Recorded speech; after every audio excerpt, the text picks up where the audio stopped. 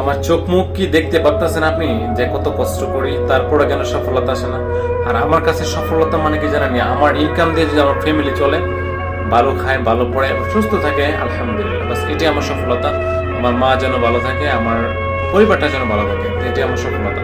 দেখেন আমার চোখটা, একটা চোখ একদিক দিয়ে ঘুমের জন্য হয়ে গেছে, কথা বলছি। সকাল 6টা ঘুম থেকে উঠছি, এখন বাজে রাত 12টা উপরে। তো কি বলবো, কিছু করার নাই।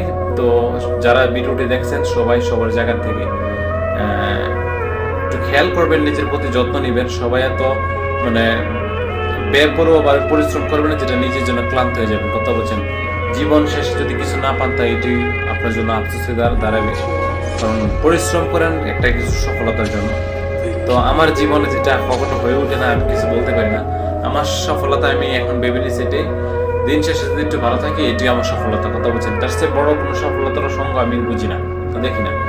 কারণ আমার কপালে আসতে বেশি কিছু আসে না এ পর্যন্ত। তো আশা করি ইনশাল্লাহ আল্লাহ যদি তৌফিক দেন, তাহলে ভালো কিছু আসবে ইনশাল্লাহ। সেই সময়ের জন্য অপেক্ষা রয়েছে আর কি, কথা বলছি।